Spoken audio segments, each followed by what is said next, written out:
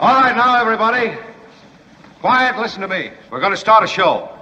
Now, some of you people have been with me before. You know it's going to be a tough grind, but we're going to have a show.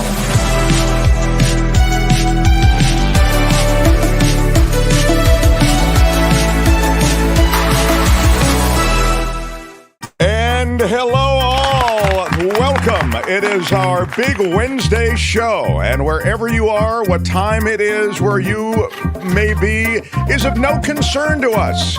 We are just happy that you have made it here. What a show we have, filled with all the magic, all the mystery that you're used to, and a couple of surprises as well. In fact, they're not even good surprises. What? Yes, I was surprised too with a bad surprise. Kim told me just 20 minutes ago that she's not well. And she has awakened with a scratchy throat. Albert, are you aware of this? Albert, thank you. I also found out just now. And Kim is telling us that she will not be in any kind of shape to do her after-party show. And she's going to stagger to the finish line doing our show. Kim, how are you? It is a troubling and unsettling piece of news, and one that I am still working with right now, and it may take me the better part of the day to figure it all out, but we hope Kim feels better. Nonetheless, what is the problem? I see camera glare, top 80%. You know what? There's camera glare. It looks very... Yeah, I get it. Thank you. But the reason you saw that is because I'm scrambling. My computer is down. Let me tell you something. Kim's not well. Fine. Okay? I've got a jillion bigger problems than Kim's not well. Okay? A jillion. That doesn't even make the top 10. Kim's not well. No, Kim's really sick. I don't care because I'm dealing with a bunch of stuff. And then I get the camera glare. Why are you yelling? I'm doing my best to hold the ship of state together. Why are you yelling? Like Grandpa Joe Biden, hanging on to the bitter end. Why are you yelling? Until Nancy Pelosi, Hakeem Jeffries, Chuck Schumer, Adam Schiff, and every other person that he could recognize came to him and said, Joe, you got to get out. Why are you yelling? That's the way I feel. So everybody just settle down about the glare. All right. The glare has been taken down. Thank you. Now, if I could just have a little decorum around here, Albert. We have a great show today. It really is great. The Mark Thompson Show. And the fact that we were going to be overcoming the infirmities that have befallen us in the case of Kim McAllister with her last minute, I'm not feeling well. And she's really not. Like, she's not faking it. I can tell when Kim's faking it. Believe me, she does fake it a lot. And What? Yeah. But she is, in this case, really ill. So I first want to applaud Kim McAllister for showing up to work, for being here. You're a key part of this show. And if you were to do that thing that like radio people like to do, there's a lot of it in radio, not feeling well, not going to come in. No, not but you didn't do it. Not when you have a work from home job. You have to be bleeding from the eyes not to come in, right? It is true that there is a different standard when you're working a work from home job. John Rothman, the sage, will be with us today.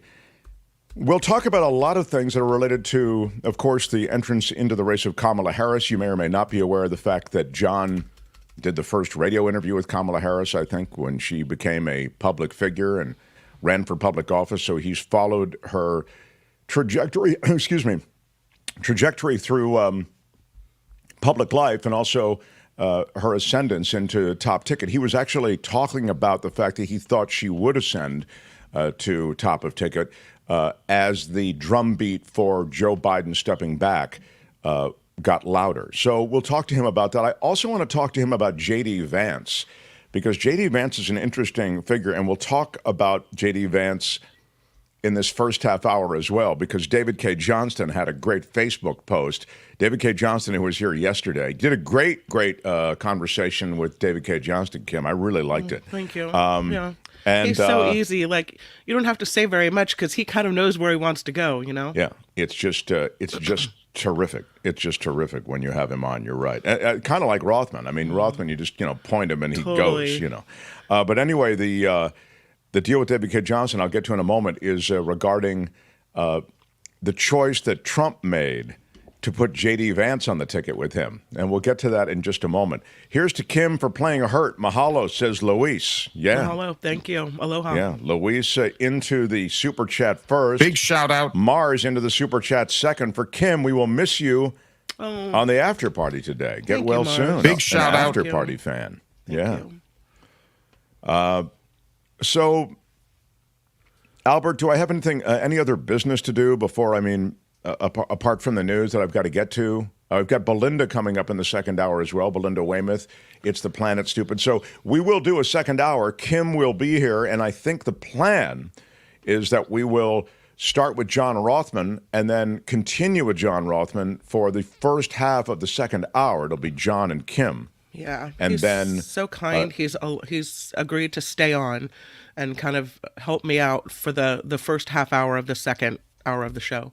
Yes, indeed. It's like a supersized John Rothman segment today. Yeah, right. Everybody who says we love John Rothman, the professor, we want more. Well, today you'll get your more. It's a good friend right there. Love that. He is a good friend of the show. So, The Mark Thompson Show. So, everyone, I will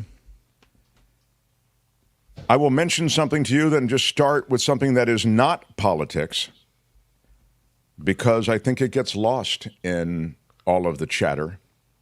And I don't know that I'm going to have any notes today at all because I've lost my computers, but the Earth just saw its warmest day on record globally since at least 1940. According to the Copernicus Climate Change Service in Europe, those people at Copernicus know their weather. They follow the planet. Yeah. We are now in truly uncharted territory, they said. As the climate keeps warming, we are bound to see new records being broken in future months and years. The record, which exceeded the old milestone set last July, so you can see every year they get hotter and hotter, came in the middle of the planet's hottest year yet since at least the pre-industrial era, and likely for at least 100,000 years before that.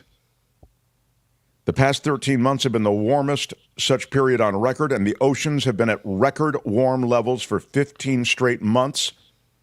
This is especially noteworthy because of the planet's oceans absorbing about 90% of the trapped heat from the human-caused buildup of greenhouse gases in the atmosphere. This is really reliable data. The global average temperature hitting just over 17 degrees centigrade, or 16.76 degrees Fahrenheit. So I think that is huge news. I think it's news that has to be kept in mind, and more to the point, it's an ongoing struggle that has to be kept in mind as you look at leadership possibilities in the U.S. and beyond.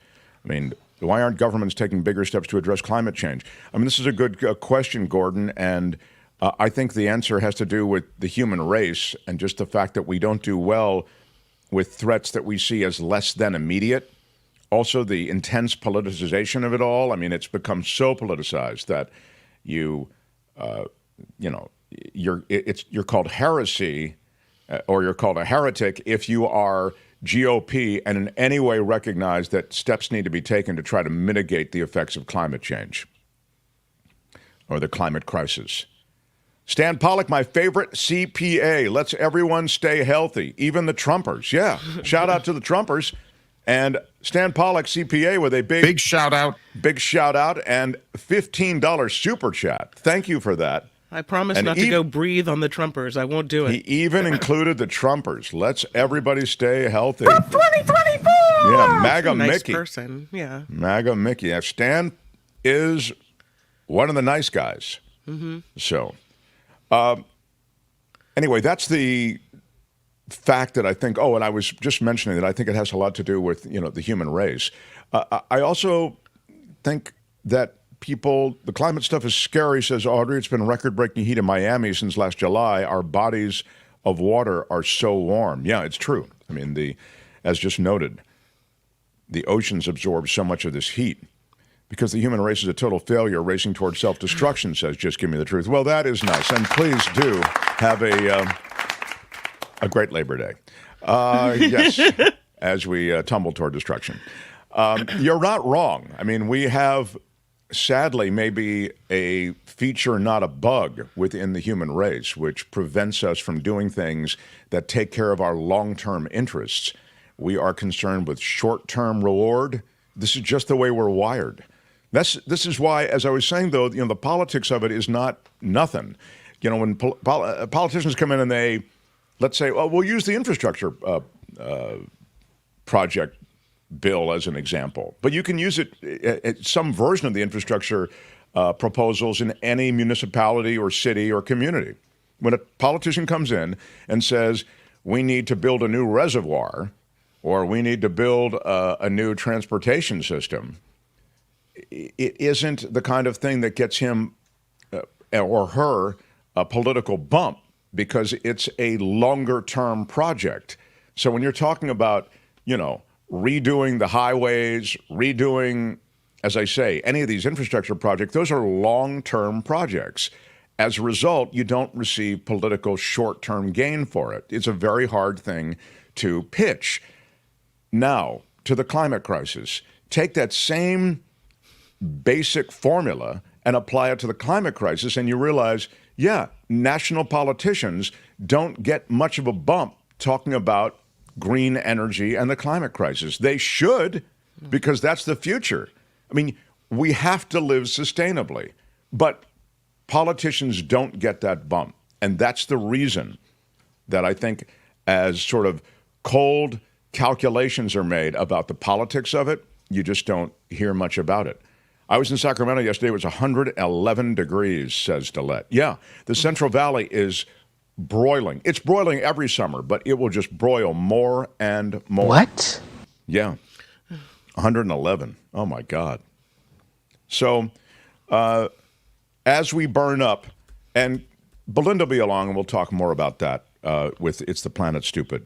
Know that we are setting yet another record for the hottest year on record, the hottest month on record. The Mark Thompson Show. The hottest days on record. David K. Johnston, who's a friend of the show, did post on Facebook something that is quite, I think, relevant, particularly as you see changes in the race for president. Biden pulling back and Kamala Harris moving forward. Elon Musk promised Trump, this is from David K. Johnston's post, Elon Musk promised Trump $45 million a month in campaign support while promoting JD Vance for VP. Donald bought the promise, naming Vance. Musk then pulled a Trump, refusing now to pay up. Not only is Donald notorious for not paying workers, suppliers, and others, but contrary is claims he is a terrible negotiator. He didn't even insure the first month's payment before anointing Vance. In other words, he didn't get any of that Elon Musk money. And why would Musk, who sells electric cars, support a candidate who promises to ruin the EV business in favor of gasoline-powered vehicles? That is what Trump has said. Got to get away from these electric cars. So Musk now is not donating the $45 million a month to Trump, and Trump is going with JD Vance. Now, as Rothman is quick to remind us, he was also pushed, JD Vance was, by little Don Jr., who's got daddy's ear, really wanted JD Vance. So Don Jr. was really pushing JD Vance. He's younger looking, just kind of from a cosmetic standpoint. And those superficial things are things that Trump really does pay attention to. He is a youthful look. And he is, as I told you, he's a smack talker. He is really comfortable with media. But do you now the think- young thing is not quite as relevant because the only old guy in the room is Donald Trump. Yeah. So the Why do you- JD Vance thing may be more of a problem than he bargained for. But tech billionaire Elon Musk paring down his commitment to give $45 million a month to support President Trump, saying yesterday, I'll be giving a quote at a much lower level. He said he What? doesn't want to support a cult of personality. But didn't he know that when he made the initial offering of all these millions? What's he Yeah. thinking? He is Weird. he is all over the road. I'm making some donations to America PAC, but at a much lower level, and the key values of the PAC are supporting a meritocracy and individual freedom. This is what he wrote. Republicans are mostly, but not entirely, on the side of merit and freedom. Really? Are they? Except if you're a woman, I guess, right? Then you don't have total freedom then over your own body. No. Anyway, Musk is not going to be donating to the Trump campaign at that level that was originally counted on. But the Trump campaign still has JD Vance. And JD Vance is not the guy who you necessarily want out front all the time. He says a lot of stuff that's a problem. In fact, even Ohioans have not so pretty things to say about him. Oh, no. Yeah. I mean, aren't you supposed to be a shoo-in in your home state? Well, first, Vance is going to have limited appeal to voters outside the Republican Party base, notes one professor who is at the University of Dayton there in Ohio. This is partly because Vance often conducts himself as a hysterical partisan. For example, by claiming that the Biden campaign was directly to blame for Saturday's assassination attempt against Trump before any facts about the shooter were known. Ridiculous. Second, Vance will probably not help Trump win and might cost him votes, suggests this professor.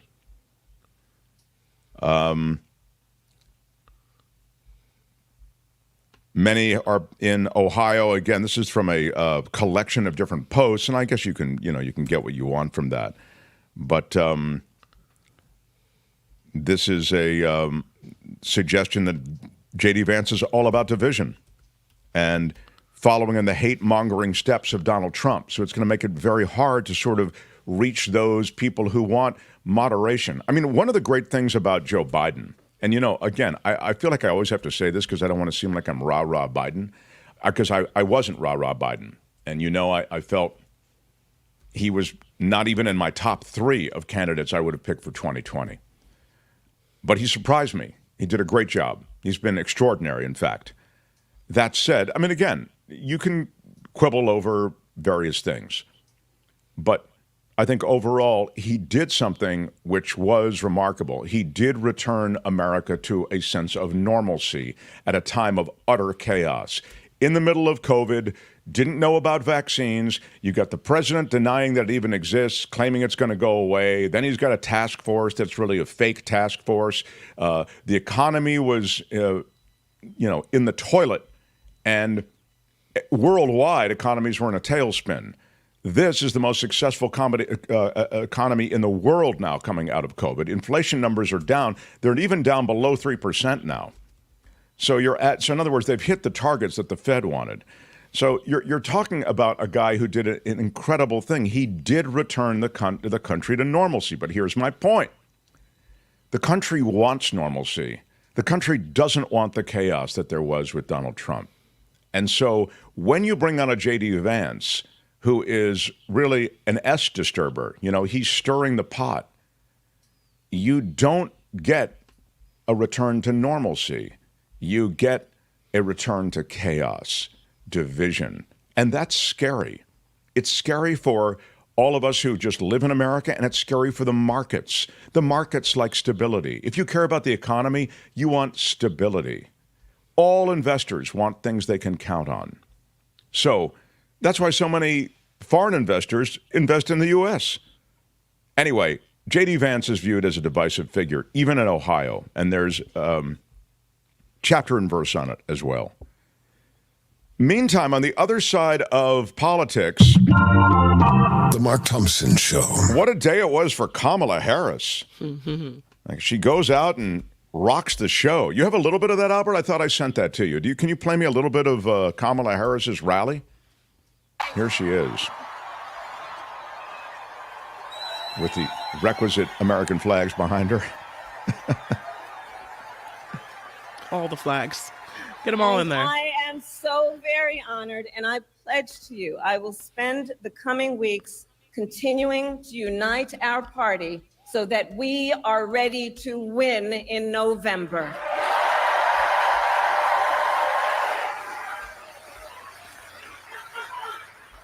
So, friends, we have 105 days until Election Day. And in that time, we've got some work to do. But we're not afraid of hard work. We like hard work, don't we? And we will win this election. This is Wisconsin again where she's speaking. We will. So as Leah told you, before I was elected vice president, before I was elected United States Senator, I was elected Attorney General of the state of California, and I was a courtroom prosecutor before them. And in those roles, I took on perpetrators of all kinds. Predators who abused women, fraudsters who ripped off consumers, cheaters who broke the rules for their own gain. So hear me when I say, I know Donald Trump's type. Well, that's a great line. That is a great line. That's good, Albert. That'll give you a sense of it's a huge rally. The numbers they're talking about in terms of money raised, extraordinary. She went to detail his crimes, and she did the same thing at her first stop at a campaign headquarters area in Delaware. I think it was yesterday or the day before. And so I think this, list of his crimes and list of how she knows who he is, that's going to be something we hear over and over again from her. I'm sure that's true. Mm-hmm. She talked about the fact that essentially his policies are antiquated, backward-looking. We are not going back, she said. And I'll tell you why we are not going back. Ours is a fight for the future. That kind of echoes Barack Obama, who talked a lot about Republican ideas being a throwback. The Republican Party essentially wanted to go back to 1950. So she's brought on Eric Holder, who is, was Barack Obama's attorney general. He's vetting her prospective vice presidential nominee choices. And I'll say this. The degree to which, and this is important, these things are indicators. You can look at polling, and there already is flash polling out, but as I told you, we need 10 days to 2 weeks. But the flash polling suggests, wow, she's already caught up. Now it's a dead heat race. But again, I'll have greater faith in about another 10 days. The amount of money raised in the short time, particularly from first-time donors and small donors, speaks volumes for her momentum politically. That is a huge, huge indicator of the potential that Kamala Harris has. You add to that these crowds, the enthusiasm. There was, before this pullback of Joe Biden, I'd suggest to you there's kind of a melancholia about it all, right? Mm-hmm. Like, here's this old guy slowly walking toward what we know is inevitable defeat at the hands of a rising despot. I mean, that's really what you had. But in one move, you've energized a party in a way that I don't think anybody else could have anticipated. I certainly did not anticipate that Kamala Harris would energize the party. And I think one of the reasons has nothing to do with Kamala Harris in a weird way. It has to do with a hope for a younger person who can articulate some of the ideals of the Democratic Party and certainly beat back some of those, to use her words, antiquated ideals of the opposing party. So now you have this person. might have even been somebody else. But in this case, Kamala Harris, who people have wrapped a lot of hopes around and a lot of enthusiasm around. Can she sustain it, or is this just a sugar high? I don't know. We're going to find out. But I think all early indications are this is a much different race than Donald Trump thought he was going to be in.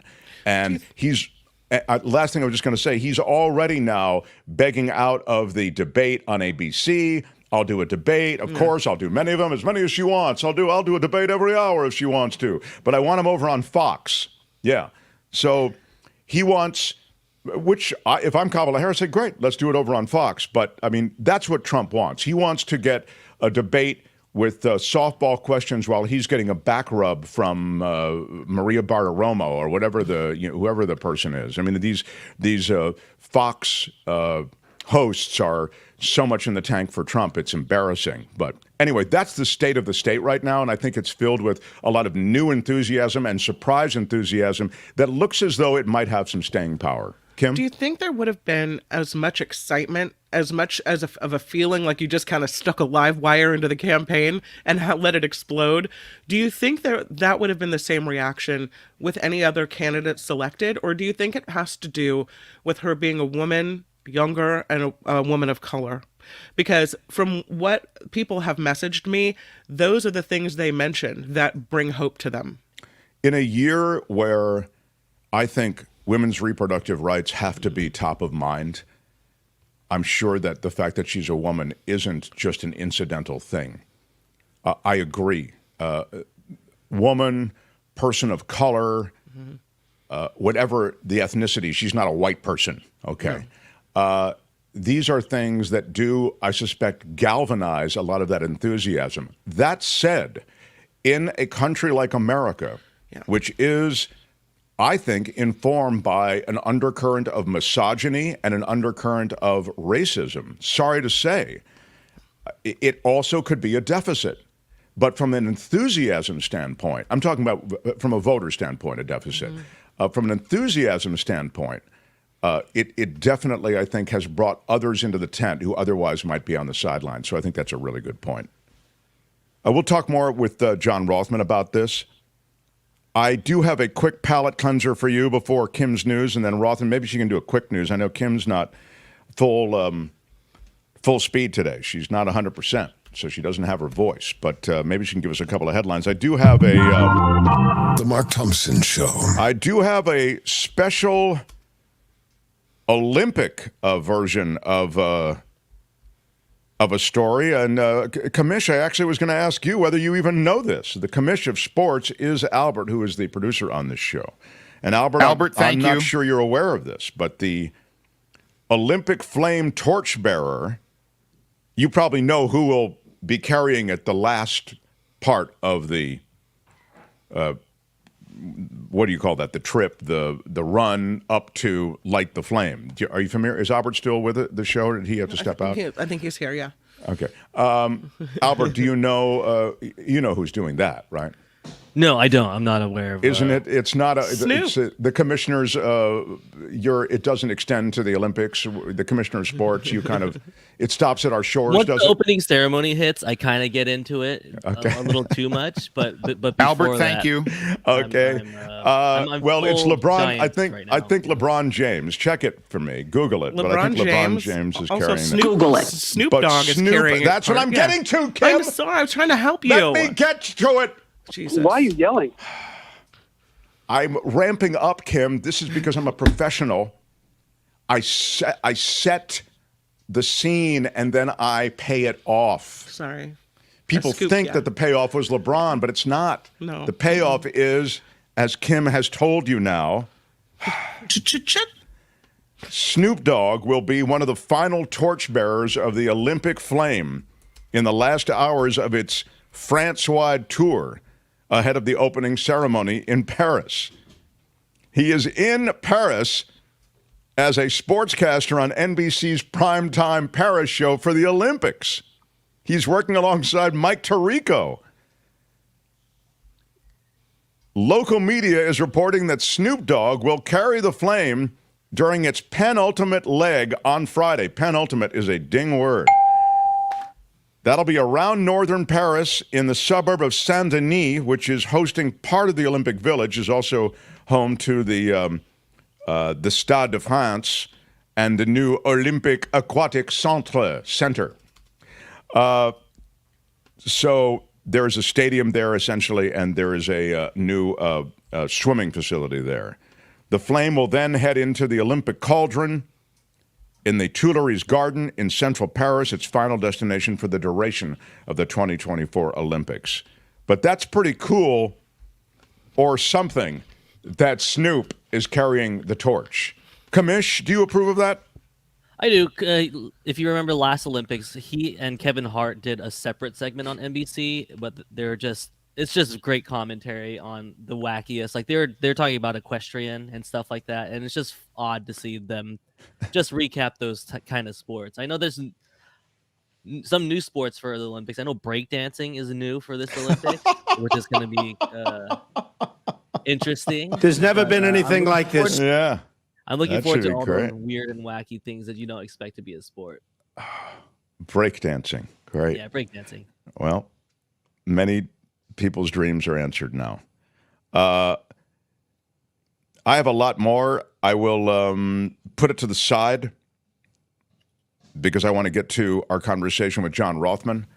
Kim will do a little news, and then we will bring Rothman on. Please smash the like button if you would. It helps us in the algorithm of YouTube. It costs you nothing. If you share the show, that helps. And if you want to be part of our community is supported by Patreon and PayPal. I mean, we're really an NPR PBS model. That's how we end up here. So, like, if you want to support the show and be part of our community, we'd love to have you be part of it. And the click-throughs to Patreon and PayPal are underneath this video and all of our videos. Kim's news, and then politics with Rothman. Will even touch on Netanyahu next. Mark Thompson Show. The Mark Thompson Show.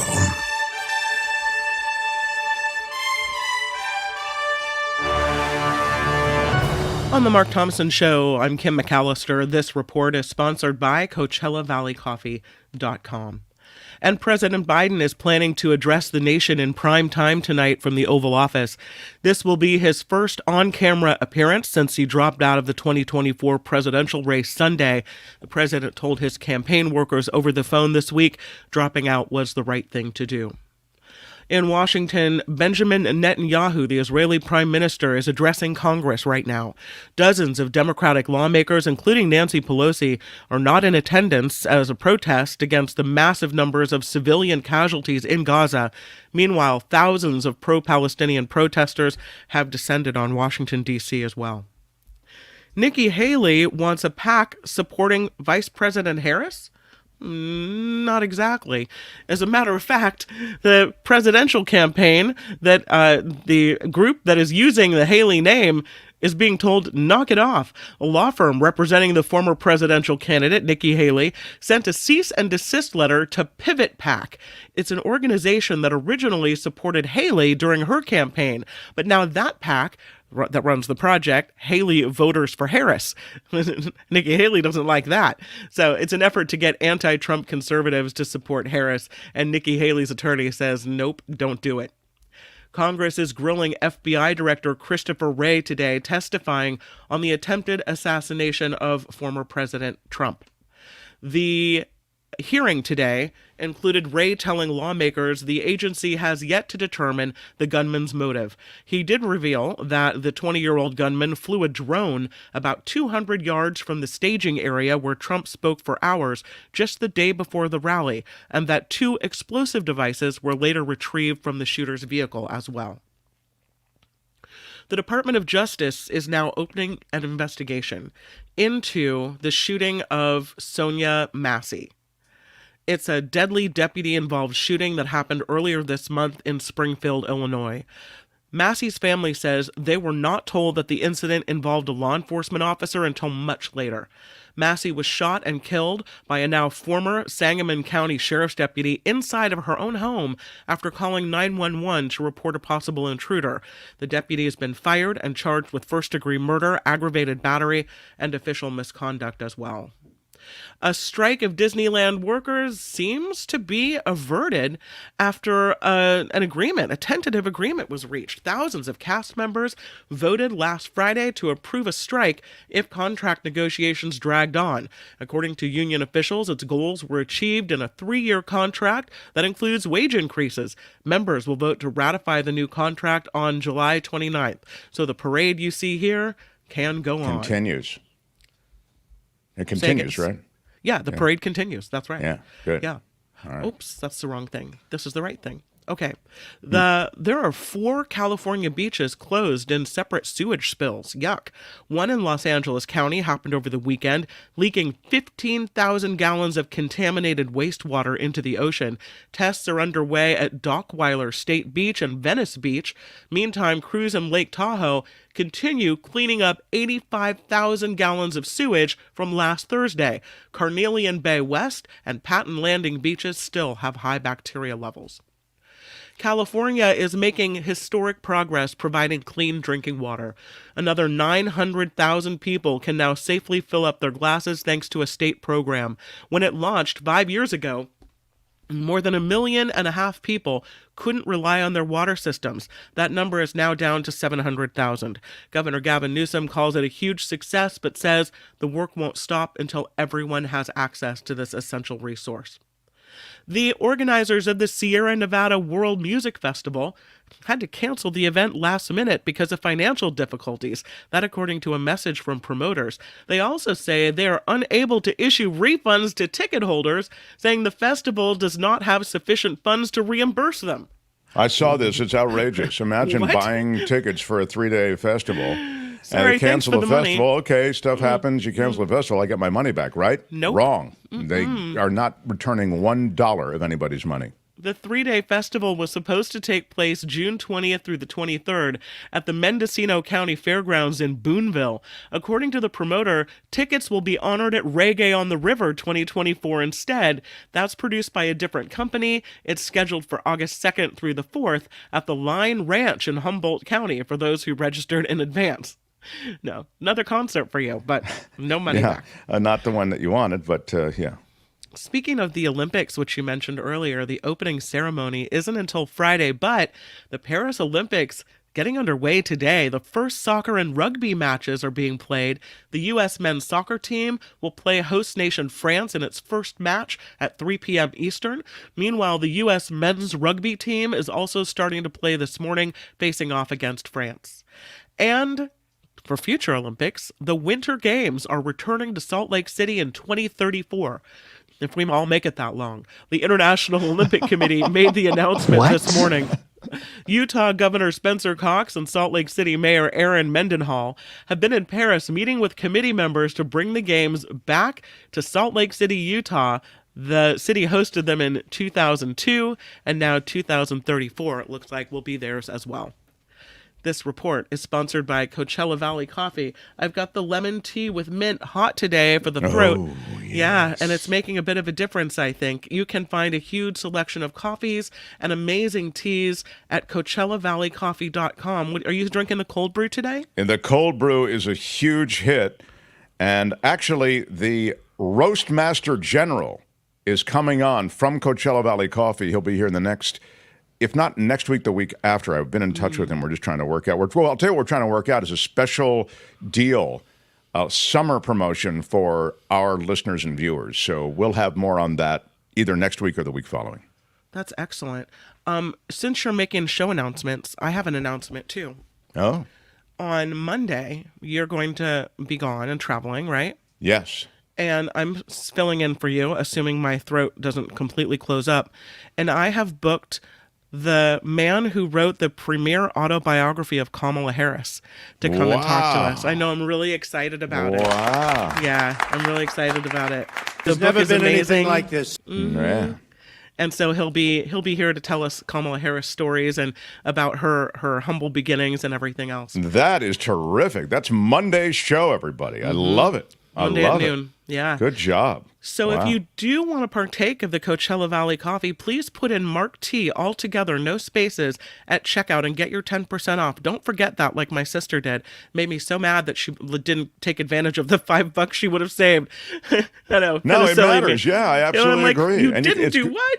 It's good for anything on the site. CoachellaValleyCoffee.com. Anything on the site. Right before you check out, put Mark T in as the discount code, and you'll get 10% off.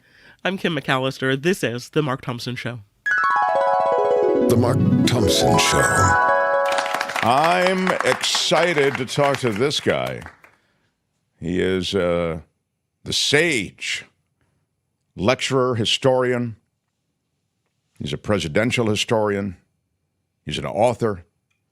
Our former colleague, this is how I know this man, because he was on the same talk radio station from which this show was birthed, KGO Radio, big talk radio station in San Francisco. Now he's got his own podcast, and he, as I say, he lectures and writes and shares on so many subjects that are related to American politics and American history and world politics as well. How about it for the great John Rothman? Hi, John.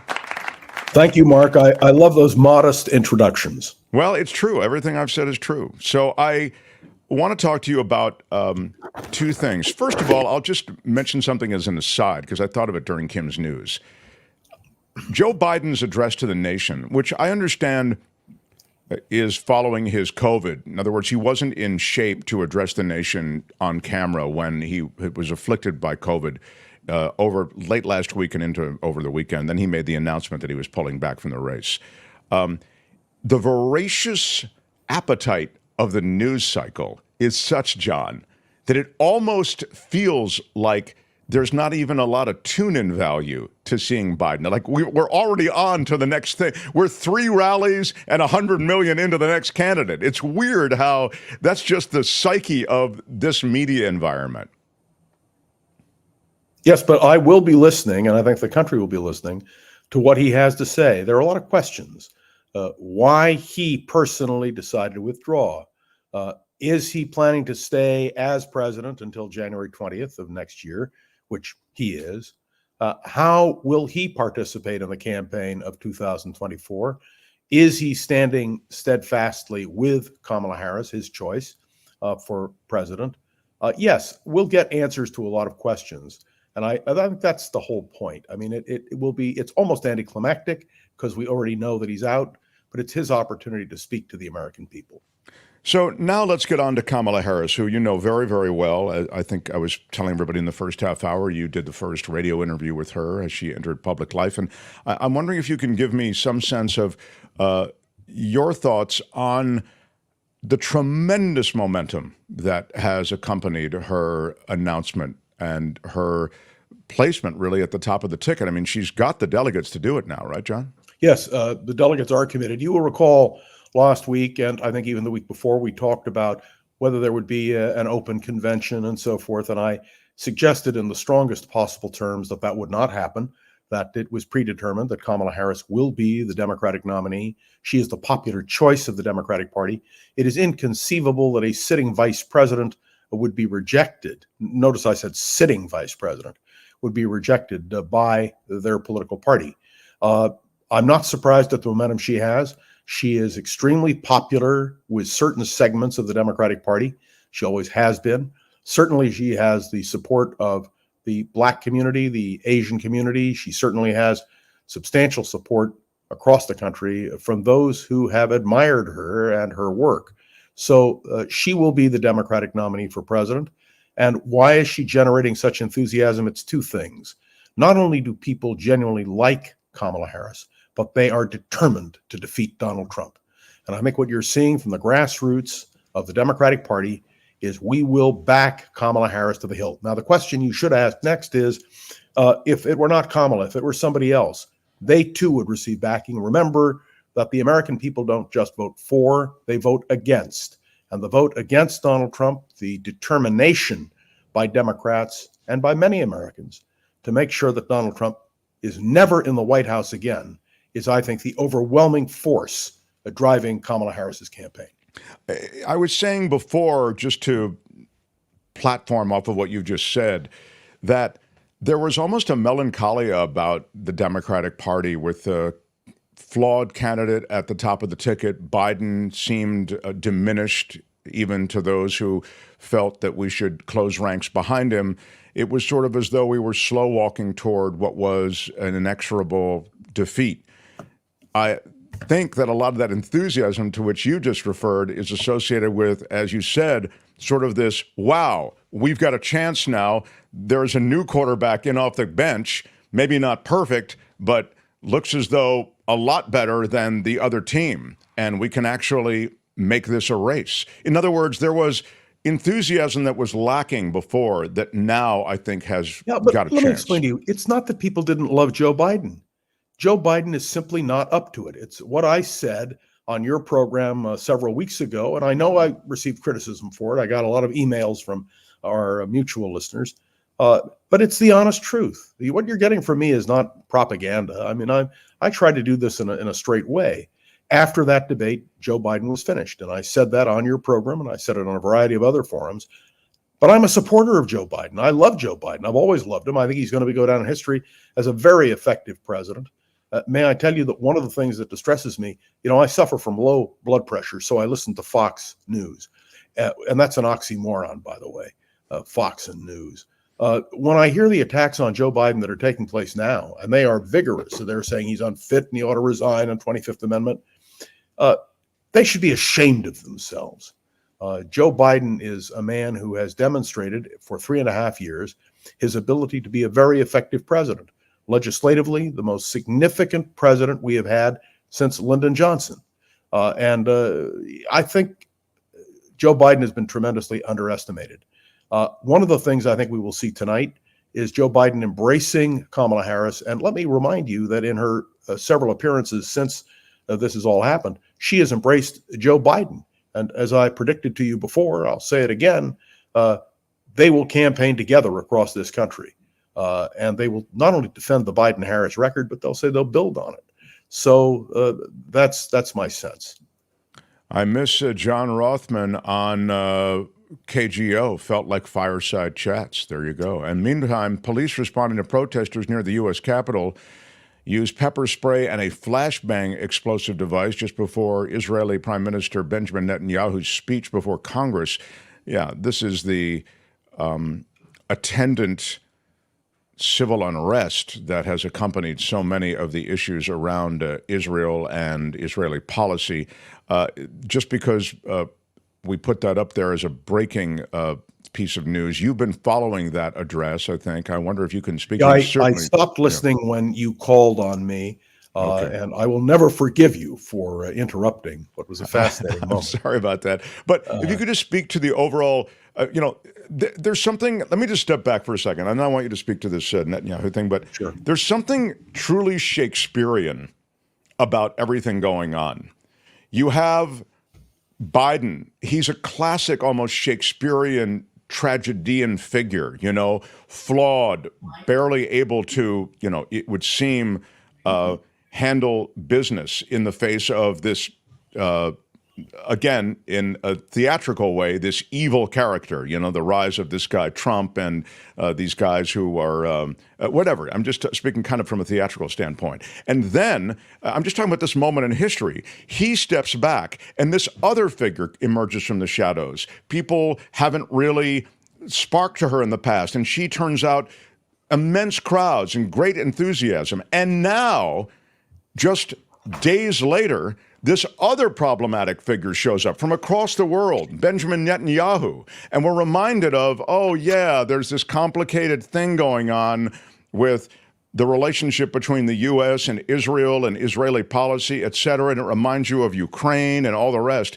So from a purely, as I say, almost either Greek tragedy or Shakespearean tragedy standpoint, and I hope it's not a tragedy, by the way, but I'm just saying it has the kind of beats of all of that intrigue. Now, please, your thoughts. Well, look, let's be blunt.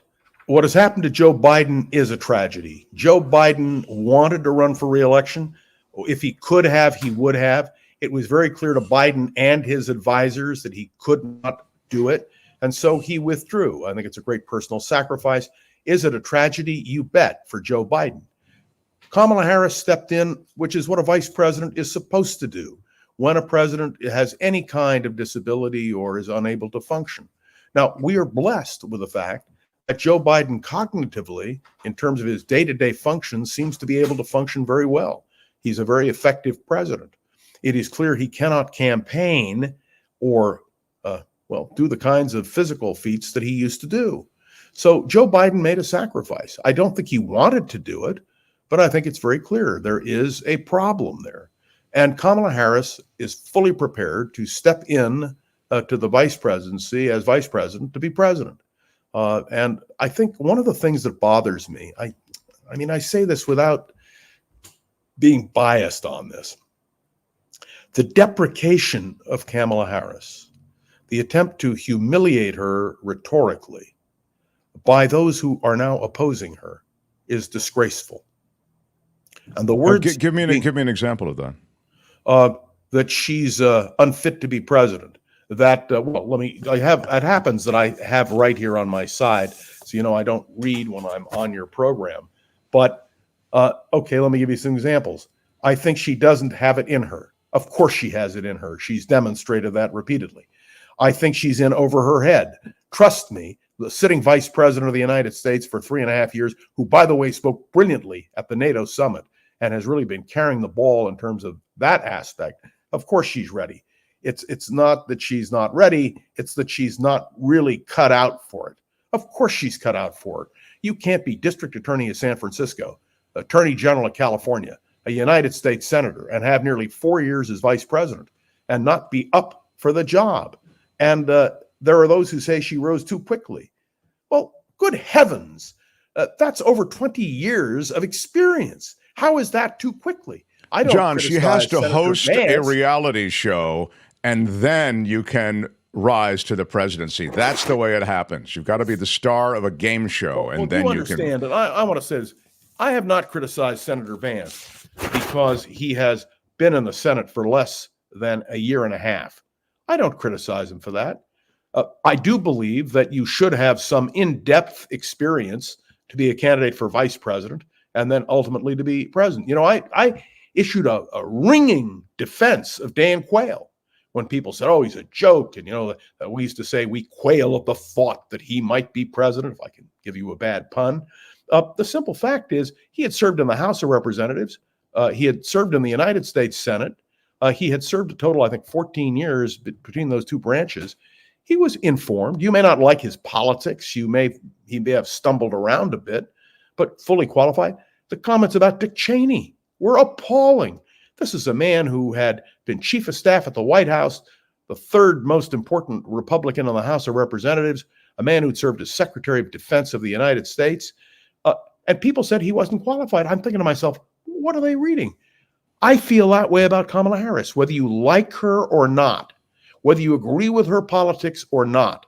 Don't tell me she's not qualified. Of course she's qualified. And by the way, well, she'll be a little downcast about the fact that you put her in the group with Dick Cheney and Dan Quayle. Well, let me just tell you, I could have mentioned Spiro Agnew without any question. Why don't you stop while you're ahead? My God. Well, but I have to be blunt with you and say, now they're attacking her on DEI. Now, my email exploded. What is DEI? Diversity, equity, and inclusion. Now, it's true that Joe Biden committed to have a woman on the ticket. It's true he wanted a woman of color on the ticket. But that was not diversity, equity, and inclusion. That was the right thing to do politically. And it was the right thing to do for the country. It was the wrong thing to do to announce it, though, wasn't it, John?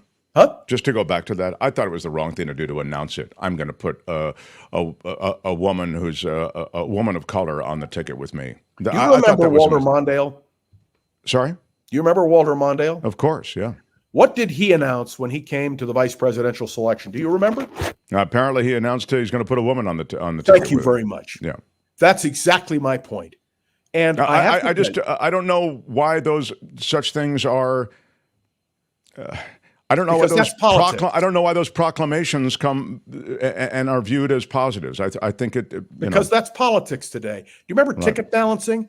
Let me tell you Sure. something. In the old days, how did you balance a ticket? Would you have put John F. Kennedy and Lyndon Johnson on the same ticket? Of course Sure, not. you make a good point. I mean, everybody knows really why certain candidates pick certain vice presidential candidates. That's a fair point. Let me ask you something from the chat. John Rothman says, Sandy, what is your opinion of JD Vance? You know, you Okay. just kind of hinted at it, but he's, you can say you want to go, he's only been in the Senate for a year and a half, but John, his rhetoric is brutal on women's reproductive freedoms. Let's step back for a moment and understand. He is a brilliant fellow, went through Yale Law School, was absolutely stellar in his writing his book, which became an instant bestseller, and which naturally I have an inscribed copy in my library. He is a man who represents something very peculiar. Who coined the expression that Trump could be an American Hitler? Who said that? It wasn't the Democrat. It was JD Vance. This is a man who was very blunt, and you've played, I think, if you haven't, I've heard it other places, his comments about the abuse sexually and whether you believe the accuser. This is a man who, JD Vance, who was absolutely anti-Trump. He is now pro-Trump. Now, you might say that's political expediency, and it is. But that's what you do when you're advancing up the political ladder. And I will say again. So wait a minute. Just to be clear about that, you give him a pass on that then? No, I don't give him a pass, but Okay. I think we have to understand that is what political expediency is. Well, Let me obviously, point for out to you- politically expedient reasons, but I mean, isn't that such an about face? I mean, pretty disgusting? Oh, sure. But I have a pamphlet in my library collection. Here's what the Democrats say about Kennedy. Right. And if right. you want to read what Democrats said about John F. Kennedy before he was nominated and before he became an American icon, it wasn't very pretty. Yeah, that's a very good point. Let me ask you about the other thing he did. He lashed out at cat ladies, which is... Oh, what a stupid thing to do. I mean, that was really... But, at single people, too. People without children. He has suggested they have no stake in America, is what he's suggesting. It's pathetic. And if I were running the Democratic campaign, I would play all these clips of JD Vance. That's all I'd do. JD Vance indicts himself in terms of his political posture. But understand, he was chosen because Donald Trump Jr. loves him, wanted him on the ticket, and pushed very hard for him to be on the ticket. What kind of lawsuits are Republicans trying to file to keep Kamala Harris from becoming the candidate, asks Max the Cat. Ridiculous lawsuits saying, well, she didn't compete in the primary, so you can't have her as the candidate. Nonsense. Let me remind all of you that a week ago, we were talking about an open convention. You might have had a person nominated who has never been on the ballot. And we've had people like that. Wendell Willkie was nominated in 1940, never ran for anything in his life. Adlai Stevenson was drafted in 1952 after serving one term as governor of Illinois. I stop and I think about the statements that are made and the fact that people don't understand political history. So JD Vance is formidable for a very particular reason. He is 38 years old. Now, I like to point out to people that Richard Nixon was 38 years old when he was nominated for vice president back in 1952.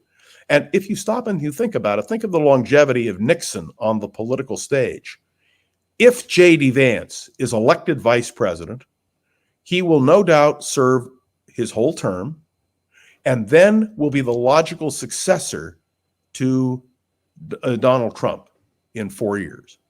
JD Vance is on the trajectory to be a dominant force in the Republican Party and American politics, depending upon whether he wins or not. And somebody said to me, well, what about defeated candidates for vice president? Well, one of my expertise, let me tell you, Franklin Roosevelt is the only defeated candidate for vice president, 1920 on the ticket with James Cox, who went on to be president of the United States. And Earl Warren is the only defeated candidate for a vice president, Tom Dewey in 48, who went on to be Chief Justice. It's a simple fact. Most people don't remember defeated candidates for vice presidents. I once proposed a book called They Also Ran. Nobody wanted to publish it. So it goes to show you. Republicans file inquiry into whether VP Harris legally has a right to the Biden-Harris campaign money. That's a fool's errand because she does have a right to it. Of course she does. And it was $100 million, and now she's raked in more than $100 million more. On JD Vance, Trevor Starr in Hollywood suggests Vance grew up in the suburbs. Even his book is BS. That is true. He grew up in the suburbs of Cincinnati. His book is a mixture of things. It would certainly seem as though there was some literary license taken, John, but it's still a powerful book and a powerful story. Yes, but literary license is not unusual. Right. But is J.D. Vance a creditable candidate? Yes. Is he an articulate fellow? Yes. Is he someone who opposes a woman's right to choose? Yes. Is he someone who opposes aid to Ukraine? Yes. And is he a man who has, well, you can go down the list on J.D. Vance and his positions and understand how out of touch he is with the American people. That is part of what the Democrats are going to level against J.D. Vance. I'm going to make a prediction to you. I think Donald Trump is scared out of his wits to have to face Kamala Harris. I can tell you it would have been a fascinating debate between Kamala Harris and J.D. Vance on a vice presidential level. But can you imagine? I've known Kamala Harris how many years now? And she's a prosecutor. She stands up. She knows her stuff. She doesn't use notes. She's solid. And they can use all the personal invective they want against Kamala Harris. She's heard it all. She's faced it all. I'll tell you a story. No. I'm not going to let you get away with it. You're not going to let me get away with it? You said, I'm going to make a prediction, and then you go off as you usually do with riffing about this and Kamala Harris, and I've known her a long time. Give me the prediction, damn it. Why are you yelling? Oh, I believe that she will very well have a very good chance of winning this election. When Terrence Hallinan was... Are you predicting a win by Kamala Harris? Or a very good chance of winning is not a prediction. Give me a prediction. My prediction is that she has a very good chance of defeating Donald Trump. That's not a prediction. But let me tell you, Hallinan believed, and Terrence was a close friend of mine, he believed he'd knock her right out, and she came back and got him. And I said to him, Terrence, let me tell you something. You're in for one hell of a race. I've watched Kamala Harris. She is one tough cookie. Let me tell you something. When it comes to predictions, we go to Mr. Predicto. And quickly, and then I want to continue the conversation with Rothman. Because I did predict Vance would be the vice presidential nominee. And I predicted to you that if if Biden dropped out, which I thought he would, that Kamala Harris would be the nominee. So I would say... you don't shy from predictions, but you said, I'm going to do something right now. I'm going to make a prediction. And then you didn't make it. And now I've tried to hold you to it. And she's got a very good chance of winning. And that's not a prediction. Look, all right, Mr. Predicto. I don't want to be partisan. I think she can win the election. If what you want, there are a lot of people who say she has no chance, not at all. I've said they were wrong before, and I'll say it again. I'm waiting for Donald Trump to appear with Kamala Harris on the same stage. And I'm going to tell you something. She's going to project one hell of an image. And let me just point out to you, look at the money she's raised. Look at the support she's raised. Look at the enthusiasm among Democrats. But what does it all boil down to, as you and I have discussed in the past? The swing states. How will she play in the swing Wisconsin, states? Michigan, and Pennsylvania. Don't forget Wisconsin. Wisconsin, Don't forget Michigan. Pennsylvania. I know we have Wisconsin to talk about first, the vice and I said presidential Pennsylvania last. perspectives, and we'll get into that at some length. Mr. Predicto, will John Rothman make a firm prediction of any kind on today's show?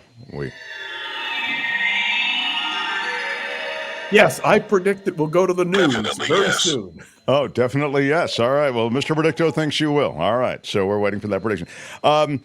John, I've got to step away. I have to turn things over to Kim McAllister. Did you notice that I predicted we were going to go to Kim McAllister with the news before you said a word? Bingo, we're on it again. What? All right. We love our John Rothman. John continues with Kim. Please smash the like button for this guy who gives so generously of his time. With your iron rod. Oh, I love it when Albert and I both hit the drop at the same time. I could have predicted that too. Yeah. Don't talk to me that way. All right. All right. Thanks, everyone. Kim continues with Rothman. Rothman, you're a rock star. Appreciate you being here, and keep on rocking with Kim. All right, so The Mark Thompson Show, indeed. John Rothman, let's continue the conversation because I saw this and wanted to ask you about it. It has to do with what's happening at the state capitol right now in Benjamin Netanyahu. And apparently Vice President Kamala Harris has skipped the speech today, along with about 80 House Democrats and multiple other Democratic senators. What message does it send from the Democratic Party and to voters that Kamala Harris is stepping away from that speech? Well, Kamala Harris was never scheduled to be there. She is running for president of the United States. She has a lot of appearances she is making. Today, you've reported on some of them. They're not in Washington, D.C. I don't make much of it. She's going to meet privately at the White House, along with Joe Biden, with the Prime Minister Netanyahu. Look, let's be blunt. There is no doubt that the Biden administration, Biden-Harris administration, has had differences with Benjamin Netanyahu. I haven't heard the whole speech. I listened to the first half of the speech. He praised Biden for what Biden has done. He is very clear on the fact that Israel resolutely is going to proceed. And the demonstration that is taking place now, which I watched this morning on CNN, and I was watching CNN, just so everybody knows it. What do the signs say? The signs don't say Israel has a right to exist. They're denouncing Israel as a nation. They want aid to Israel cut off completely. I guess what they're really saying is from the river to the sea, Palestine will be free, that Israel has no right to exist. That is not the position of the Democratic Party. It is not the position of the Biden administration, and it is certainly not the position of Donald Trump. America stands united with Israel, but make no mistake. Kamala Harris is a great friend of Israel. Her husband, the first gentleman, as he is called, has been in the forefront in leading the battle against Jew hatred, anti-Semitism here in the United States. He spoke about it eloquently yesterday, saying this is not something he's going to give up on. So there is a simple reality here. This is not a problem for Israel. It's a problem for Hamas. Hamas holds the hostages. Let the hostages go. It's the very simple point. And it's made by Democrats and Republicans alike. I listened this morning to several Democrats in the House of Representatives who made clear that they don't like Netanyahu and so forth, but they're firmly supporting Israel, and they say, release the hostages now. And I think that's the key. We want something to evolve, but it won't be peace. When the hostages are released, Hamas is not recognizing Israel's right to exist. And Hamas is the stumbling block, pure and simple. There were some even former hostages in attendance at the speech. But politically, there is a move among some Democrats to distance from this policy. I mean, I would argue that you can't vote for Trump because you're going to get a worse policy than you would have with President Biden or Vice President Harris. But there is a move for anyone who doesn't feel like they feel regarding the plight of the Palestinians to politically separate from that party or that movement. How much does Harris have to overcome that? And can she? I don't think she has to do much. She is firmly pro-Israel. She has been for years. She has been, along with Biden, critical of Prime Minister Netanyahu's policies individually. That's acceptable. I wonder how many Americans are not going to vote for Trump and Vance because Vance is opposed to aid to Ukraine. Talk about a divisive issue. Yep. And by the way, wait till the Midwest checks in on that. The large Ukrainian American community that exists in the Midwest, all I can tell you is I understand the critics of Israel are vocal. I only ask one thing. Ask them whether they believe Israel has a right to exist as a nation, and overwhelmingly the answer is no. The people who disagree with Netanyahu, that's fine. There are Israelis who disagree with him. In fact, if an election were held in Israel today, Bibi would lose. But if you ask Americans whether they support Israel and its right to exist, the answer is overwhelmingly yes. Is that what you talked about on Around the Political World with John Rothman today? No, actually, I didn't talk about Netanyahu. I talked about the fact that two speeches are being given. Okay. One from to the Congress by Netanyahu, the other from the Oval Office by Joe Biden. Right. Speech and rhetoric are critical, and we listen carefully to get markers about where we're going in all of this. And so that was my topic today, as I was very critical of those Republicans who are now making DEI, diversity, equity, and inclusion, a major issue. I think they're making a huge mistake. And by the way, you know who agrees with me on that? is Speaker McCarthy. I'm sorry. I get so excited about these things. But Speaker Johnson made the same criticism. He said to his Republican colleagues, please do not do this, because then you're injecting race into this, and this is not a matter of race. If you want to criticize Kamala Harris for her positions, that's one thing.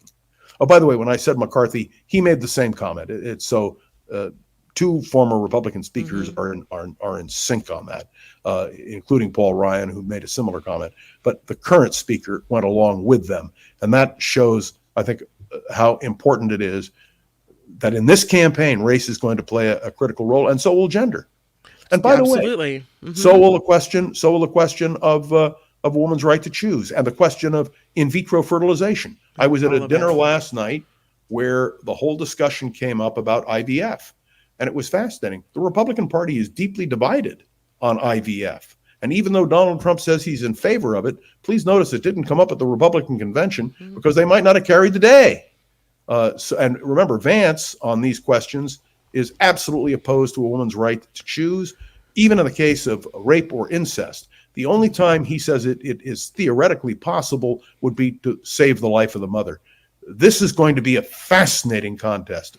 When Vance, Senator Vance, attacked, as you talked about with Mark, childless women with cats, what they're really attacking is our sisters who have made a choice that they don't want kids.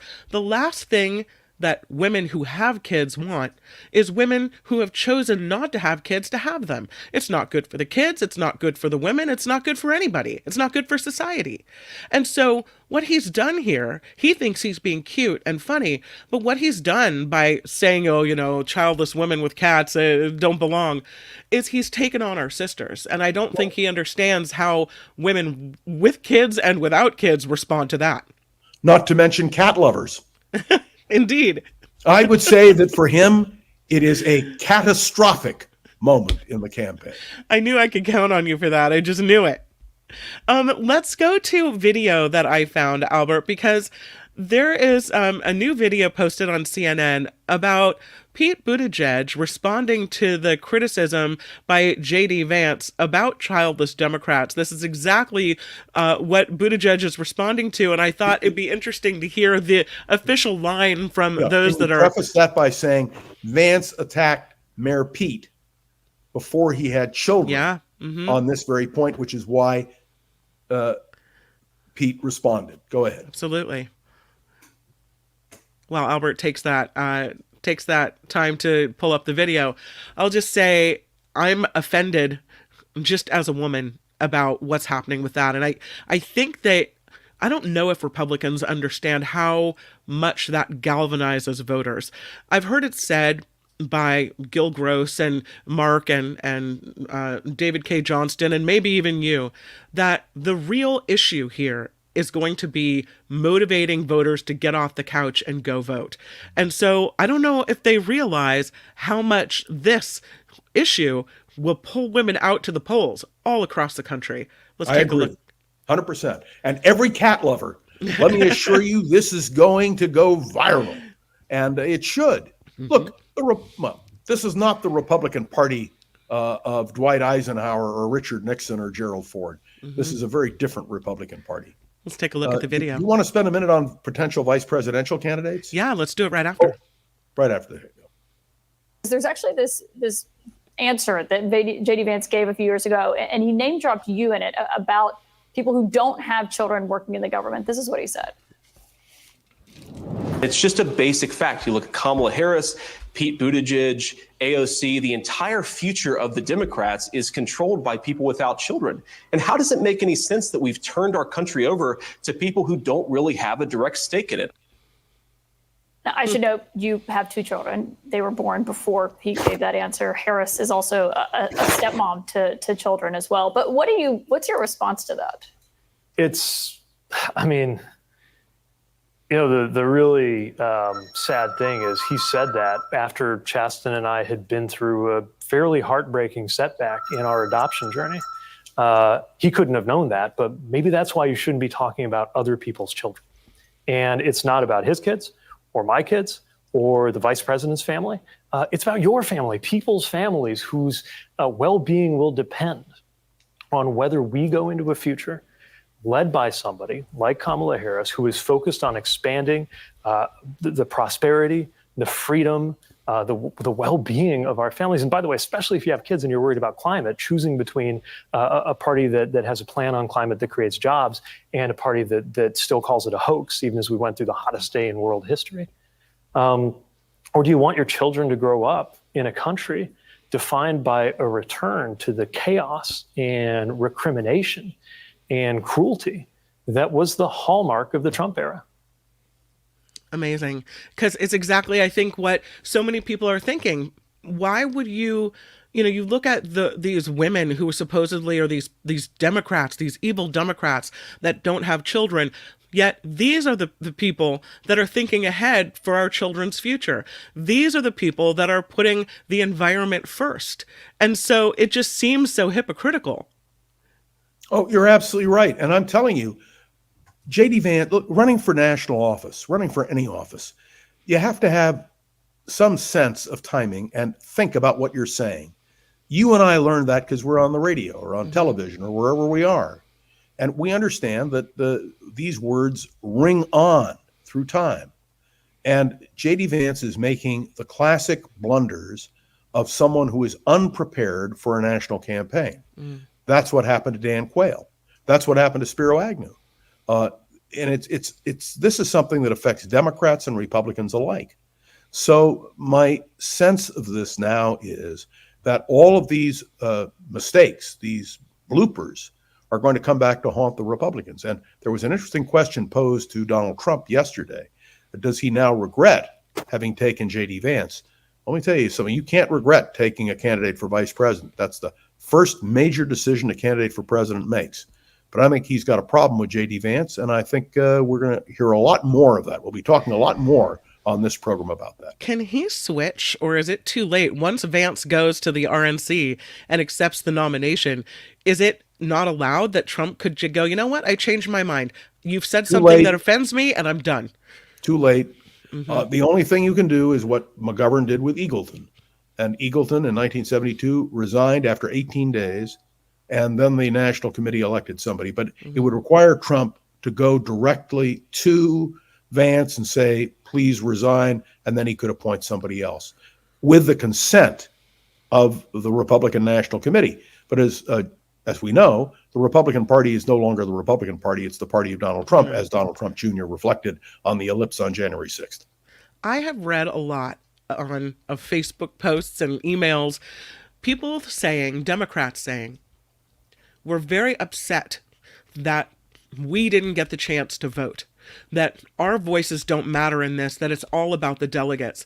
But I think that is not, it has been about the delegates in the past. Wasn't it that the delegates all the way up until the 60s made the choice? When did we switch? If you can look back at the political process in history and talk about the role of delegates and when it flipped to this primary season where everyone votes. In 1968, Hubert Humphrey was nominated without running in a single primary. And the rules were changed by something called the McGovern Commission, which implemented changes for 1972. Ever since then, delegates have been elected. We don't have the kind of kingmakers we once had. We don't have favorite sons. We don't have powerful political bosses who go into a smoke-filled room and make the decisions. It doesn't work that way anymore. The people have spoken. And the only people who are saying that Kamala Harris is not legitimate are Republicans. It's the dumbest damn thing I've ever heard. And let me remind you, if, God forbid, Donald Trump had been killed in the assassination attempt, the Republicans would have had to scramble to find a new candidate who never ran in a primary. So, this is nonsense. We select our candidates for president now by the primary route. If you want to be president, you run in a primary. But if you have a situation which emerges, the National Committee of the party is empowered to choose someone else. So let's assume for a minute JD Vance is forced out. He would have to resign, as Tom Eagleton did in 1972. The National Committee would meet and would nominate someone else. Of course, it would mean the person Donald Trump wants. If Donald Trump were to do that, it would be a disaster. He has put everything on JD Vance. He believes in JD Vance. He reiterates his support for JD Vance. It would be a catastrophic moment. And that's what happened to George McGovern. Remember, people don't remember this. I don't He remember. was replaced by Sergeant Shriver, who was a highly creditable person, a Kennedy in-law, a man who'd been ambassador to France, a man who ran the Peace Corps. And still, the Democrats never gained traction. I can remember in that campaign where, by the way, I voted for McGovern and worked for McGovern. I was part of the Republican for McGovern committee because I was a Republican in those days. But we knew there was not a chance of a snowball in hell. You mentioned the choice, assuming that Vice President Kamala Harris, when we get to the Democratic National Convention, goes forward and is the nominee, because there's a question mark until it actually happens, right? Even though she seems to have secured enough delegates. And seems to. She has enough delegates. Legally but anything can change between now and then, right? People can change their mind. I have to tell you something. I don't think that will happen. I mean, you can offer, it's like people saying there could have been an open convention. Sure. I'm telling you, my own judgment is, nope, it's a done deal. All right. Well, Snell writes, John, any chance Liz Cheney could run as a Dem VP? I've heard the same thing about Kinzinger, where you try to make the ticket a little more conservative to pull more Trump voters that are offended by his personality over to a more conservative Democratic ticket. Not a chance for snowball in hell. First of all, if you take a look at Liz Cheney's policy stands, not a chance. Right. Same thing with Kinzinger. No, the leading Democratic pretenders for the vice presidency are Josh Shapiro, the governor of Pennsylvania, who is critical. He's very popular. He's very popular with Democrats and Republicans in Pennsylvania. He would most assuredly ensure that Pennsylvania would end up in the Democratic column. There's a real advantage. Mark Kelly, senator from Arizona, again, a critical swing state. Mark Kelly is somebody who was an astronaut, a fighter pilot, whose wife is Gabby Giffords, who was nearly killed. She also would have great potential. Andy Beshear, the governor of Kentucky, also very popular potential, but he's not from a swing state. Yeah, Kentucky doesn't bring anything in, right? Yeah, a lot of people talk about Roy Cooper from North Carolina, but he's 60 years old. I just don't see Roy Cooper as a viable choice. I think, again, I was willing to stick my neck out on JD Vance and say he would be the nominee. But I would tell you that Josh Shapiro and Mark Kelly are the two leading contenders at this moment. And I've heard that Kamala Harris has a really good working relationship with Cooper, that they were attorneys general together from different states, and that they're very good friends. So I don't know if we should discount him. I don't discount him. I simply say he is 67 years old. And I think age plays a role. She, by the way, also has a very good relationship with Andy Beshear. So, I mean, in the end, what I've learned as a student of the vice presidency is that the vice presidential candidate has to be somebody the presidential candidate is completely comfortable with. Yep. You saw that with Clinton and Gore. You saw that most assuredly with Obama and Biden. I think you have seen that in a variety of situations, Carter and Mondale. If a vice presidential candidate is nominated, it's only because the presidential candidate makes the selection. And that's it. People talking about Michelle Obama being a secret weapon, and someone, Trevor, talked about possibly it being a Harris Buttigieg ticket. It's the question mark of whether America is ready for a woman of color. And then you add to the ticket another woman of color, a gay man, a Jewish man.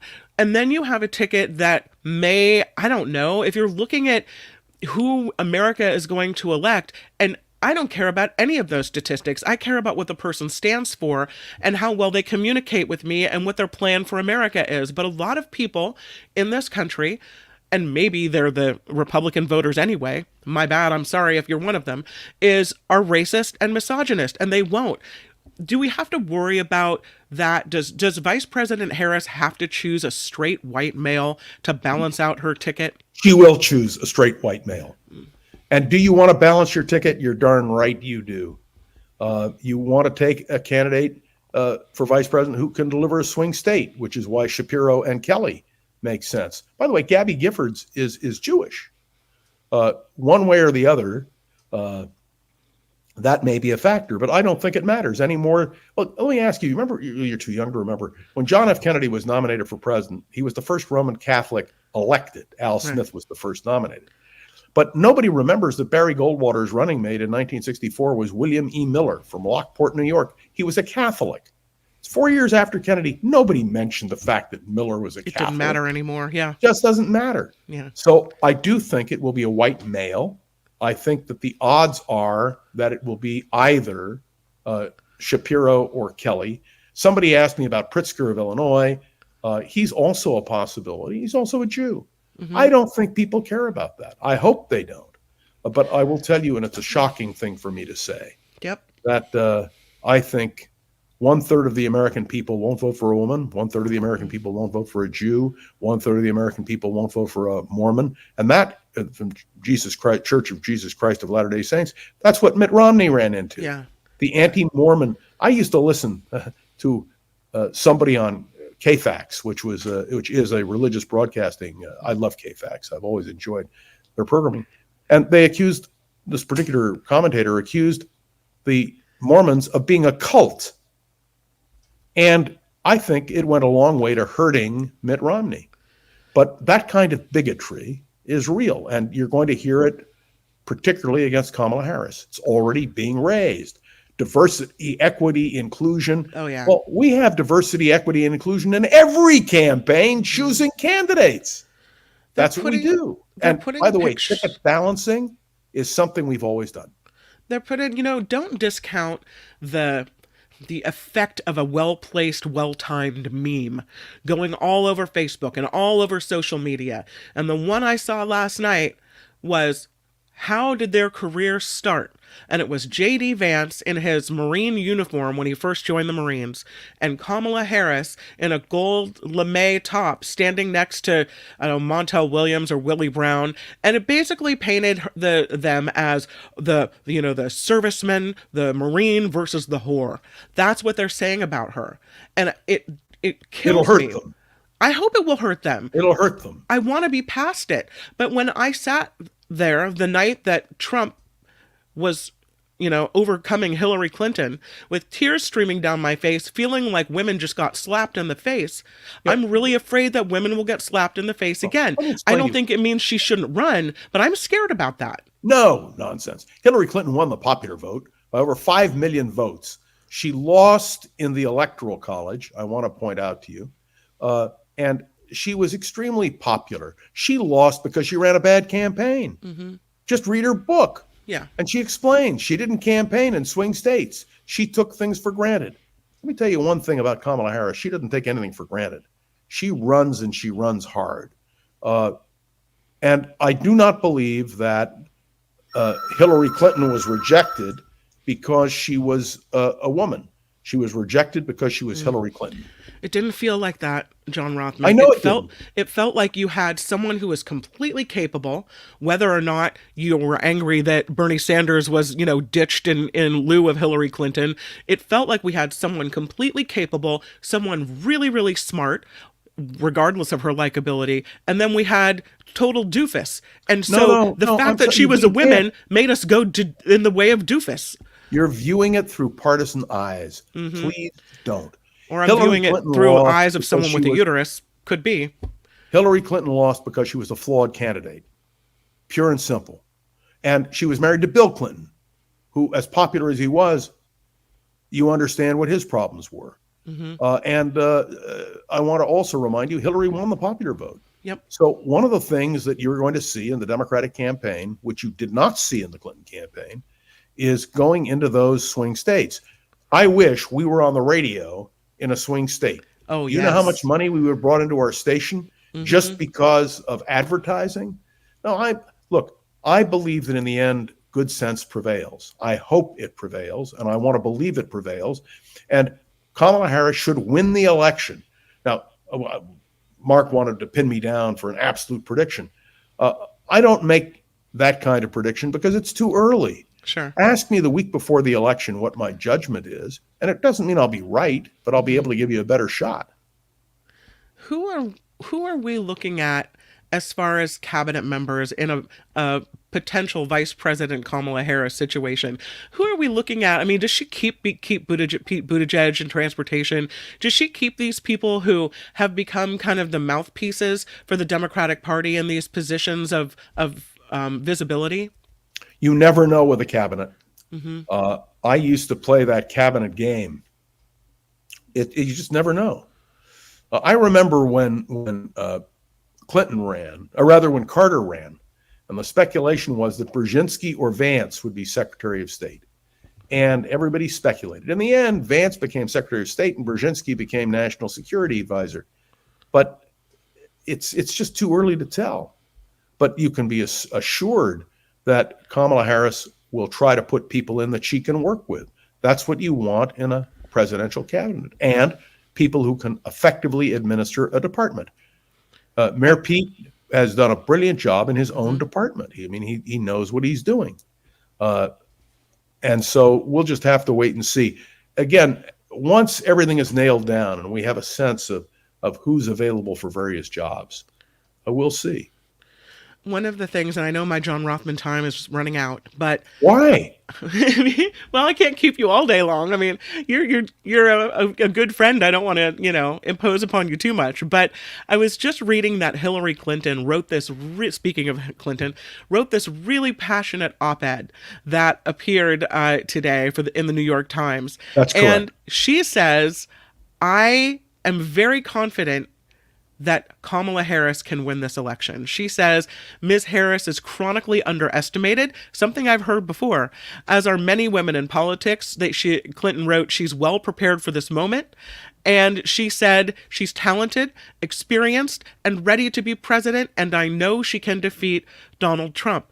What she warned people is that Harris and the campaign have to cut through the noise, that all the voters have to be very thoughtful about what we read, what we believe, and what we share on social media. We have to go into it with a very thoughtful presence.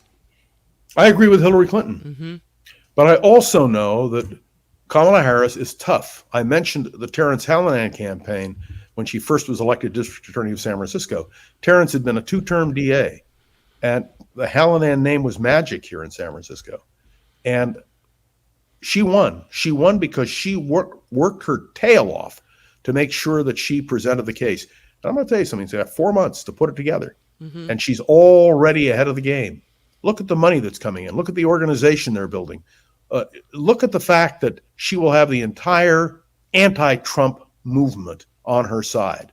I think she has a very good chance of being elected. And just based on Donald Trump and his mistakes and the mistakes that Senator Vance is making, I have great confidence. Not because I'm a partisan. Do you understand? I'm not here as a Democrat who supports Kamala Harris. I'm here trying to give you a straight analysis of where I see it. I think Kamala Harris can be elected president, and I think she's going to run an aggressive campaign, and who her vice president is may matter. Maybe if I were her, I would look really to Mark Kelly, a former astronaut, former fighter pilot, a guy who has a hell of a track record, but he is a protege of wealth tech investor Peter Thiel.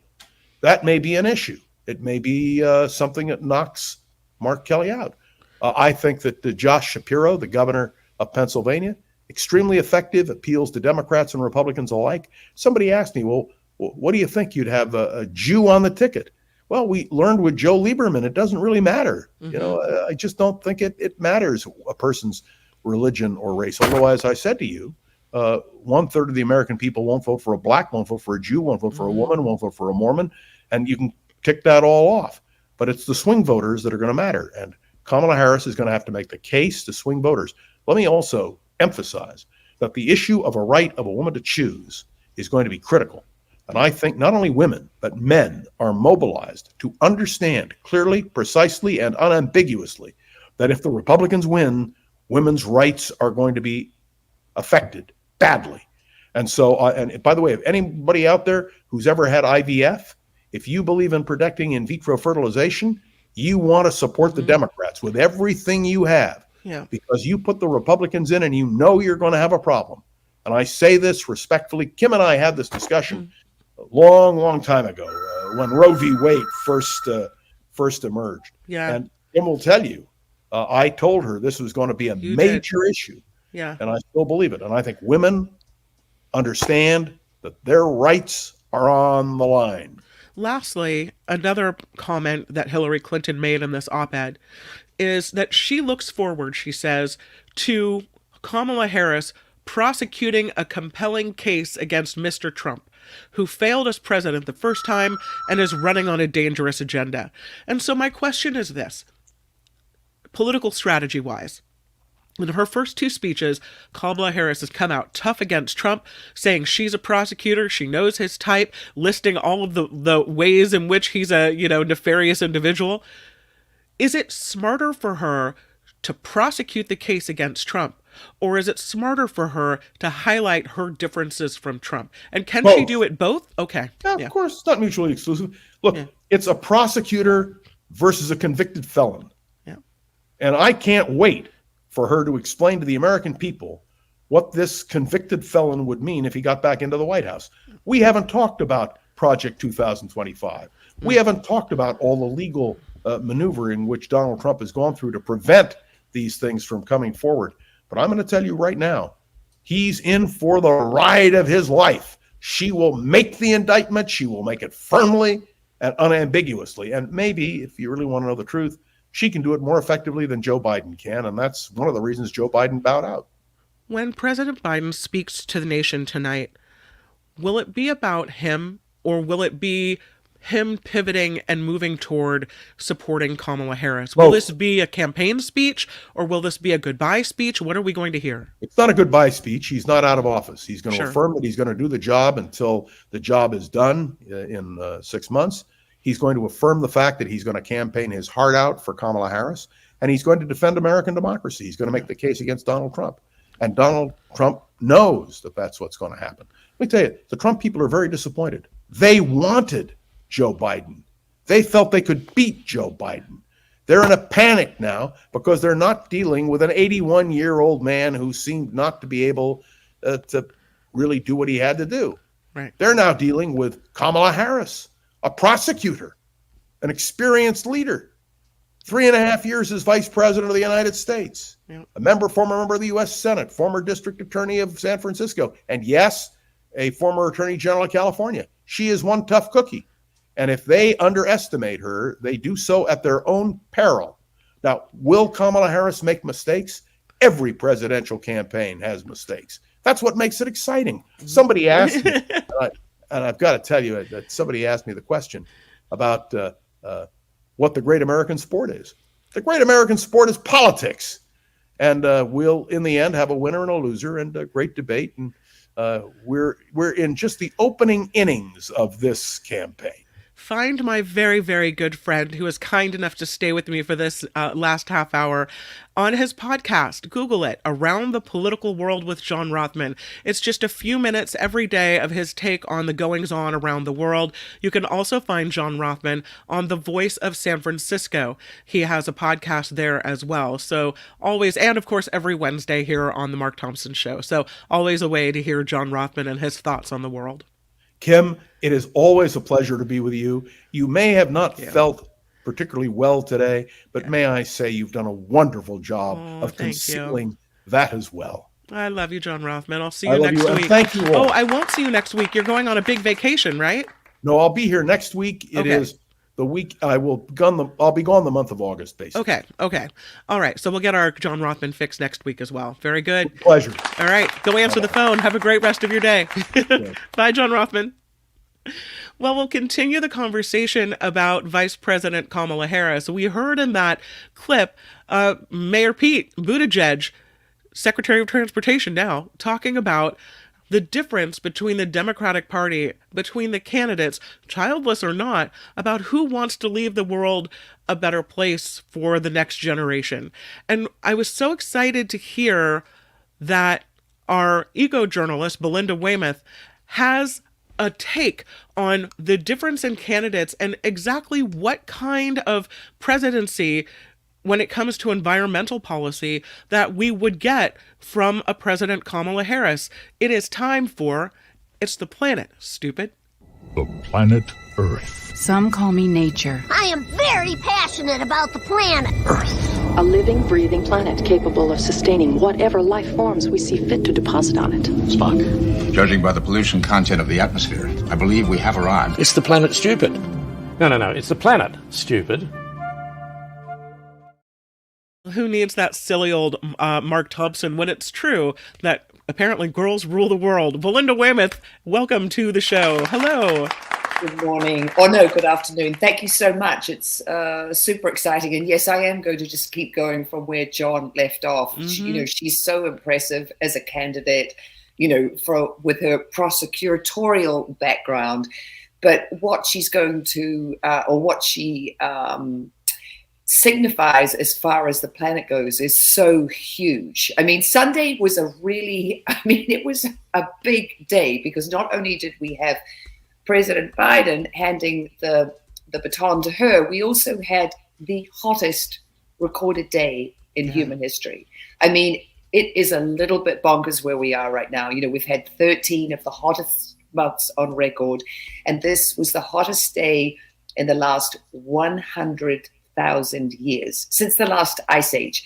Parts of Antarctica are 22 degrees Fahrenheit, that's 12 degrees Celsius, have higher temperatures than normal, to the tune of 22 degrees Fahrenheit. This is really, it's huge. It's huge. That's crazy. So what are we looking at when we're looking at a Vice President Harris or a President Harris in office? Or what are her environmental policies? What should we know going into this election? Well, that she's the one. She's the one that we want, because we have an alternative who would take us out of the Paris Climate Accord once again. The Republican, their big, brouhaha, the convention. Brouhaha convention. It is a brouhaha. That's well, actually a good word.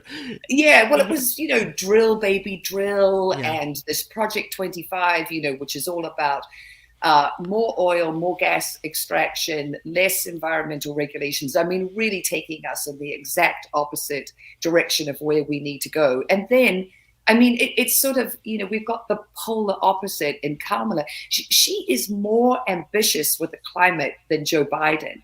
When she was on the, trying to become the presidential candidate back in 2020, so her policies for the environment were so impressive. She was talking about spending $10 trillion over the next decade to 2030, to get us onto renewable energy, to, ensure that that transition happened as smoothly as possible, that there were jobs, that we, maintain our protections for clean water, clean air.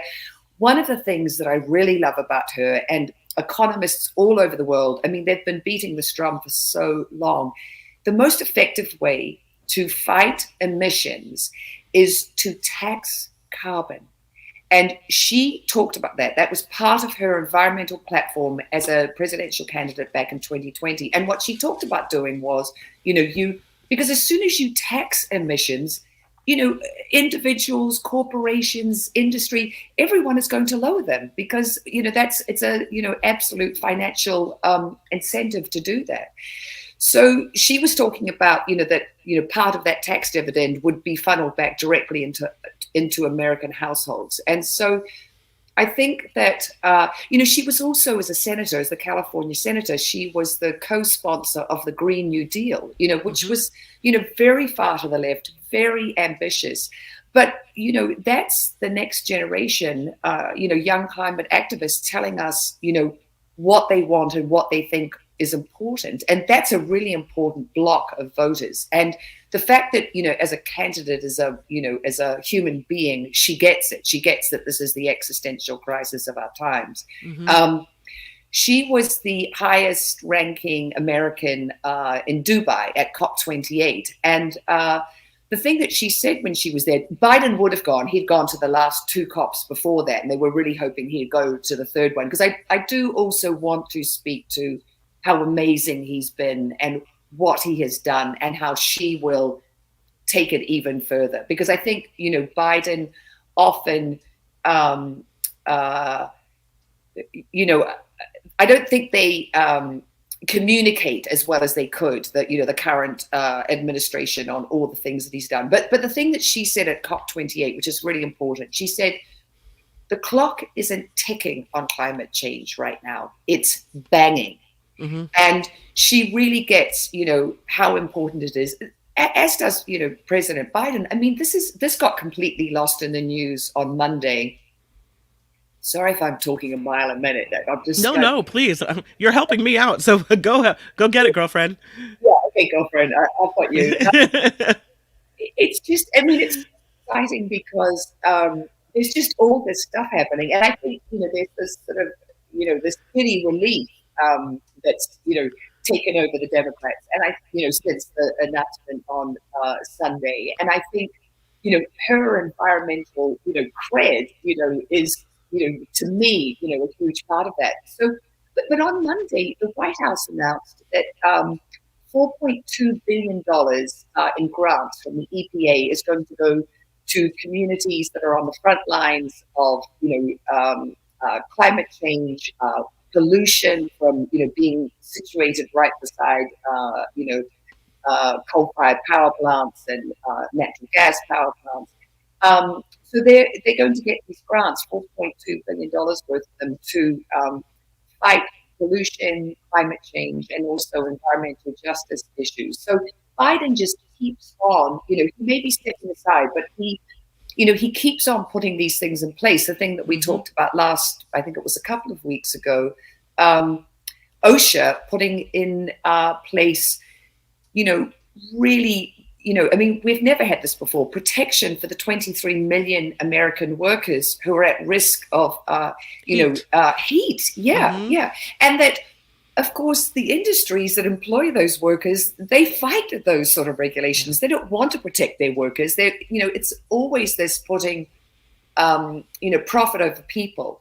And Kamala she's just not that kind of candidate. She really gets it from, a humanist point of view. And then, just like John was saying before me, she's going to really, take Trump to task on so many things. But the contrast environmentally is just huge. So one of the things that I don't know if it was Trump or JD Vance that had this to say about Vice President Harris, as if it was a bad thing, is that she's a threat to plastic straws.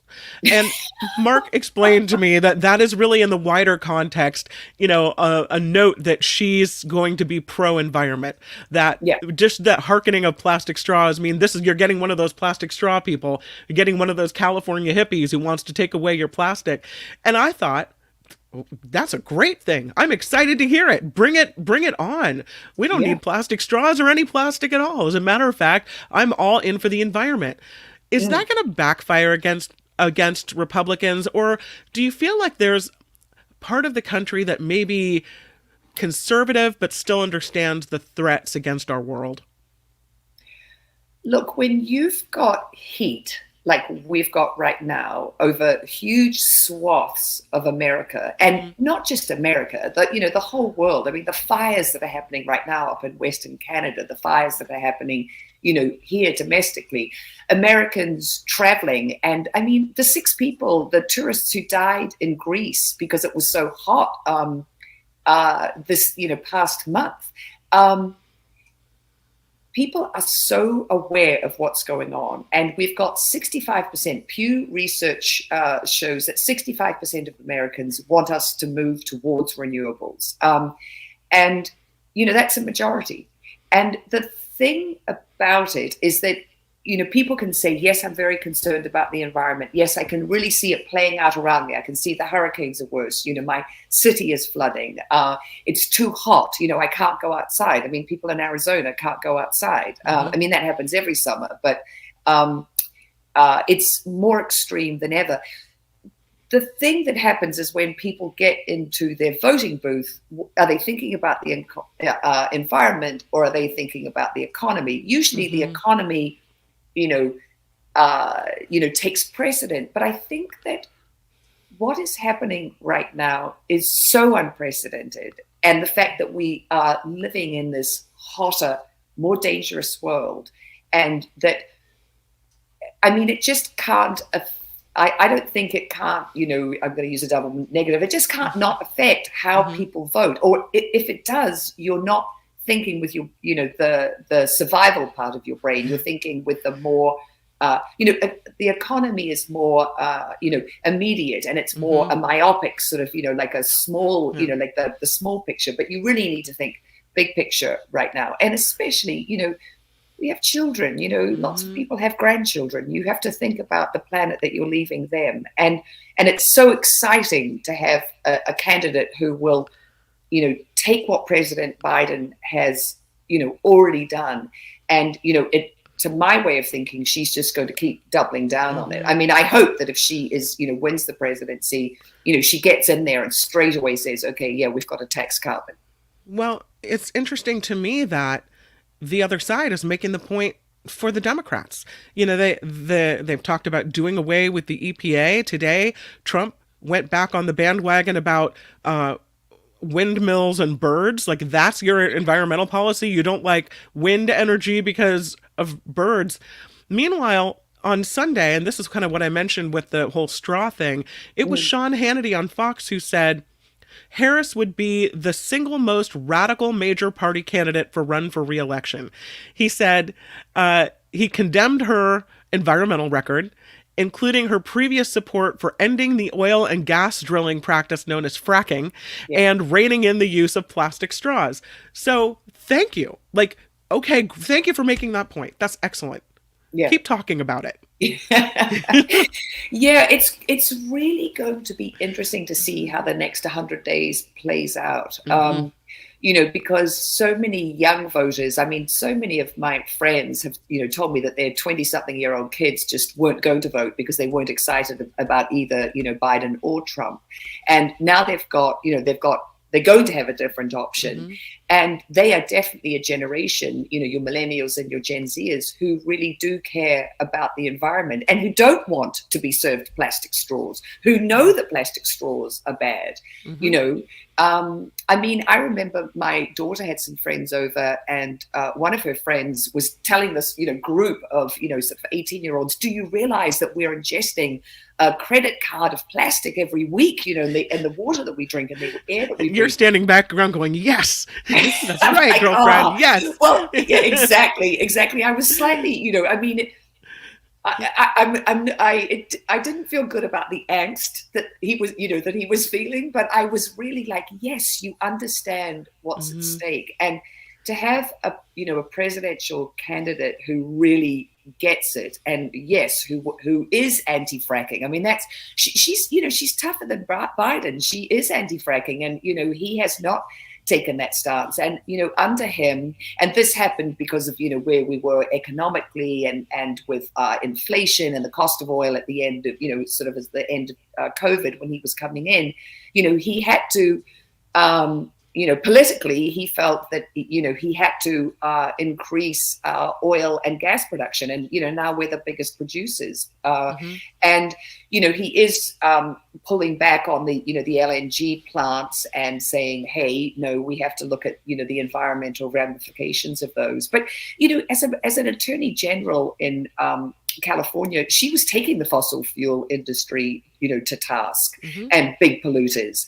So, she, I think that and an anti-plastic straw stance, I think, go ahead, Republicans, do the advertising for her. But because the other thing, Kim, is that,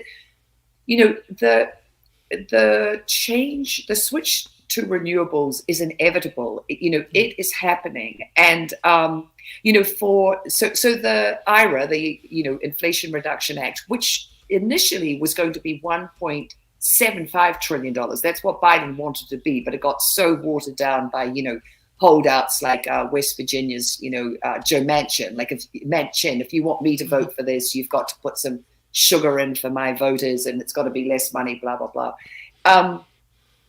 But for every dollar that the IRA spends on renewable energy, the private sector is spending 5 times that. So we're already, moving in that direction. As I say every time, solar and wind already the cheapest, new electricity that is being generated. And I sent over, because I wanted to do Lady Power. I see we've got a couple of minutes. So I sent over the printed solar panels. Our young Polish scientist, Olga, I want to say her name right, Malenkowicz. So I just love this. She won the popular prize at the European Inventor Awards this year. And she's taking, so it's called perovskite, and it's a calcium titanium oxide mineral. And it's super abundant. It's in the Ural Mountains. It's in Arkansas. She's making it into an ink. And then she's using it to print. There she is. She's lovely. She's using it to print these super lightweight, super deployable solar panels. And Europe is saying, okay, we're going to be at 45% renewable energy by 2030. That's 6 more years. And so every kind of innovation, like this one is important. And what's really exciting about this is, and I don't know if Tony can pull up the pictures of the panels, showing them on, you can put them on top of trucks. You can put them on, the back of your cell phone. I mean, they can, because of the lightweightness of them. I mean, a regular silicon, photovoltaic solar panel, that's heavy, but they're just like a piece of paper. It's like having a laminated, poster that you can, put on all these surfaces. The other thing that's great about them, so I think I remember we talked about this, a regular solar panel, a silicon one, only absorbs 21%. Yeah, so that's it. You can hold it in your hand. You can see through it. It's so sheer. Yeah. They're amazing. They're amazing. So you're taking this mineral that's super available and in lots of parts of the world, you're dissolving it into an ink, and then you're printing it onto a surface, a lightweight surface that then you can put on any surface that the sun is going to hit. And it absorbs almost 26% of the sun, the white light that comes at us, is made up of, Roy G. Biv, red, green, orange, blah, blah, blah. But this one absorbs more, 5% more than your regular photovoltaic of the white light that's hitting it. And every bit of energy that you can absorb, extra bit of energy, is important. So that's another factor that it's going for. That's really exciting, that development. It's cool. It's super cool. And so all of this stuff is happening in spite of, Project 25 and Drill Baby Drill, and we're going to pull out of Paris, and it's inevitable, and it's in process. And so do we want to keep fighting it and be kind of dinosaurs on the world stage with this stuff, or do we want to say, hey, we're going to be leaders? And she would be such a leader on this issue, as has President Biden. I don't want to take away from all the things that he has done, because he's done so much, and he's going to keep doing them till his last day in office, and I wish the press would make more of a big deal out of it. We have a listener who's getting rid of her plastic in her kitchen. Yeah. And she doesn't know what to do with it. She doesn't want to know if it's good to throw it in the recycle bin, give it away, donate it to Goodwill so other people suck down the microplastics. What's the best way, if you're ridding your life of plastic, that someone should do it? Yeah, the Tupperware. So here's the thing, I think the thing about being sustainable is using every single object for as long as you possibly can. So the thing that you described doing, when you were talking to her, like, you take your Tupperware, and when you have family or guests over at Thanksgiving, you give them the leftovers in the Tupperware, because you don't want to use it anymore. But if they find it useful, and I'm sure as they go out the door, you tell them, if you don't want to keep that Tupperware, please recycle it. Right. I don't know how recyclable that is as a plastic. I'd have to look that up, because, there are some plastics. It's much higher quality, obviously, than your water bottle. So it probably is, a fairly good recyclable one. I don't think Tupperware, ever had one of the numbers on it, because obviously the lower they are, the ones in the twos are the best ones. But I think using, donating it. I mean, I don't know if in goodwill, if they would take away that had been already used and they would, allow that from a, sanitary point of view. Right. But I absolutely applaud anyone who is going, okay, I don't want my food to be stored in this anymore, because, it's like I've described before, plastic is like skin. It's always just sloughing off tiny pieces of plastic. That's why we're absorbing it, why we're ingesting it, why it's in the air that we breathe and the water we drink, and, in our salt and in our designer beers, it's everywhere. So, yeah, I mean, if Goodwill will take it, and you could take it in your box, and you could ask them, will you reuse this? And I'm sure there are places like, I don't know, soup kitchens. Let me have a look into it. But my thing is, with everything, we use for as long as possible. We repair things, and then with plastic, yes, if you could give it to someone else who would use it and is in an economic position where that would be, a benefit to them. And then as a last resort, put it in the recycling bin, and then, hopefully it gets made into, I mean, I don't want it to be made into more plastic. And neither do you, I know, Kim, but it's inevitable. I'm on it. Yeah, no, you are. We're on it. Yeah. Belinda Waymouth, the eco-journalist that we love. You can find her at Belinda Waymouth, Waymouth. That's her handle on X. And you can find her on social media, and you can find her here every Wednesday talking about good things about the environment, ways we can do better. And Belinda, I couldn't thank you more for coming on today. Oh, my pleasure. Absolutely. I'm excited. Let it roll. That is It's the Planet Stupid. Bye, Belinda. See you. More It's the Planet Stupid. No. It's the Planet Stupid. Next time, only on The Mark Thompson Show. Kind of feel fired up after hearing Belinda talk, after hearing John Rothman talk. I feel good about what's happening to the planet. And I think we're ready to end the Mark Thompson Show. Albert, what do you think?